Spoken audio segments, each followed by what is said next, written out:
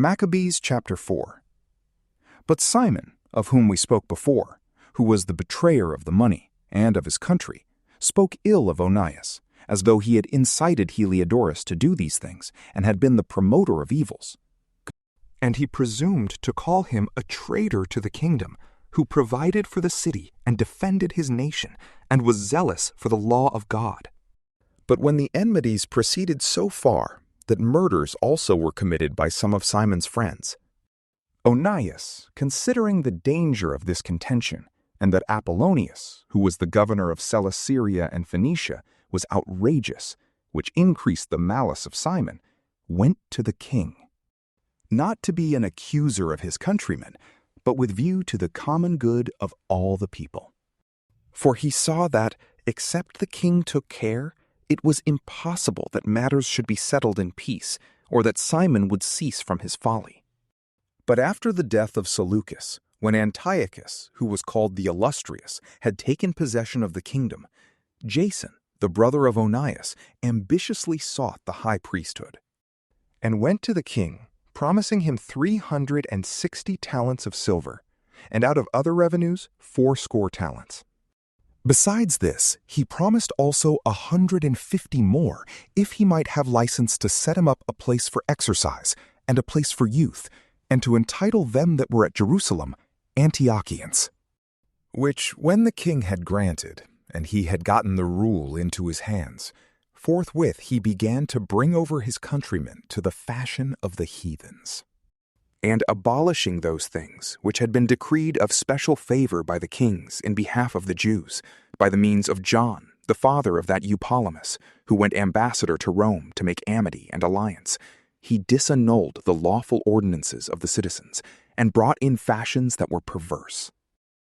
For he had the boldness to set up, under the very castle, a place of exercise, and to put all the choicest youths in brothel houses.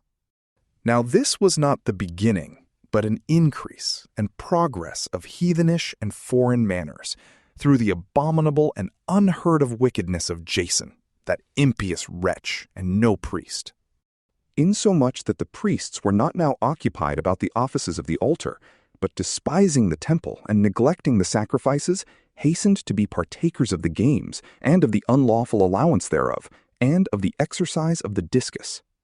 And setting naught by the honors of their fathers, they esteemed the Grecian glories for the best. For the sake of which they incurred a dangerous contention, and followed earnestly their ordinances, and in all things they coveted to be like them, who were their enemies and murderers. For acting wickedly against the laws of God doth not pass unpunished, but this the time following will declare. Now when the game that was used every 5th year was kept at Tyre, the king being present, the wicked Jason sent from Jerusalem sinful men to carry 300 didrachmas of silver for the sacrifice of Hercules. But the bearers thereof desired it might not be bestowed on the sacrifices, because it was not necessary, but might be deputed for other charges. So the money was appointed by him that sent it to the sacrifice of Hercules, but because of them that carried it was employed for the making of galleys. Now when Apollonius, the son of Menestheus, was sent into Egypt to treat with the nobles of King Philometor, and Antiochus understood that he was wholly excluded from the affairs of the kingdom, consulting his own interest, he departed thence and came to Joppa, and from thence to Jerusalem, where he was received in a magnificent manner by Jason and the city, and came in with torchlights and with praises, and from thence he returned with his army into Phoenicia. 3 years afterwards, Jason sent Menelaus, brother of the aforesaid Simon, to carry money to the king, and to bring answers from him concerning certain necessary affairs. But he being recommended to the king, when he had magnified the appearance of his power, got the high priesthood for himself, by offering more than Jason by 300 talents of silver. So, having received the king's mandate, he returned, bringing nothing worthy of the high priesthood, but having the mind of a cruel tyrant and the rage of a savage beast. Then Jason, who had undermined his own brother, being himself undermined, was driven out a fugitive into the country of the Ammonites. So Menelaus got the principality. But as for the money he had promised to the king, he took no care, when Sostratus, the governor of the castle, called for it. For to him appertained the gathering of the taxes, wherefore they were both called before the king. And Menelaus was removed from the priesthood, Lysimachus his brother succeeding, and Sostratus, alas, made governor of the Cyprians. When these things were in doing, it fell out that they of Tharsus and Malos raised a sedition, because they were given for a gift to Antiochus, the king's concubine. The king, therefore, went in all haste to appease them, leaving Andronicus, one of his nobles, for his deputy. Then Menelaus, supposing that he had found a convenient time, having stolen certain vessels of gold out of the temple, gave them to Andronicus, and others he had sold at Tyre and in the neighboring cities. Which when Onias understood most certainly, he reproved him, keeping himself in a safe place at Antioch, beside Daphne. Whereupon Menelaus, coming to Andronicus, desired him to kill Onias.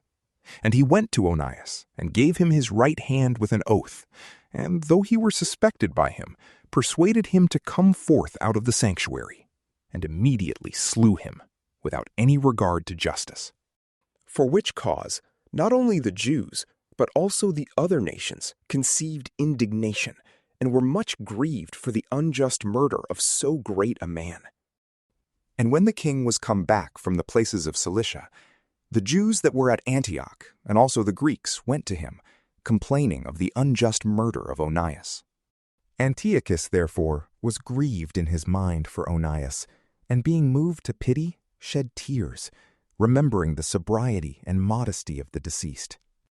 And being inflamed to anger, he commanded Andronicus to be stripped of his purple, and to be led about through all the city, and that in the same place wherein he had committed the impiety against Onias, the sacrilegious wretch should be put to death, the Lord repaying him his deserved punishment. Now when many sacrileges had been committed by Lysimachus in the temple, by the counsel of Menelaus, and the rumor of it was spread abroad, the multitude gathered themselves together against Lysimachus, a great quantity of gold being already carried away. Wherefore the multitude making an insurrection, and their minds being filled with anger, Lysimachus armed about 3,000 men, and began to use violence, one Tyrannus being captain, a man far gone both in age and in madness.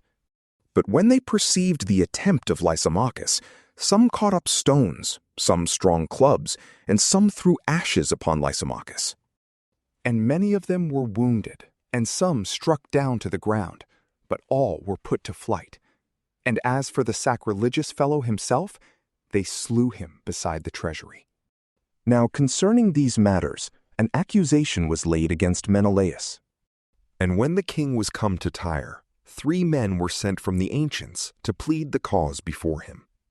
But Menelaus, being convicted, promised Ptolemy to give him much money to persuade the king to favor him. So Ptolemy went to the king in a certain court where he was, as it were, to cool himself, and brought him to be of another mind. So Menelaus, who was guilty of all the evil, was acquitted by him of the accusations, and those poor men, who, if they had pleaded their cause even before Scythians, should have been judged innocent, were condemned to death.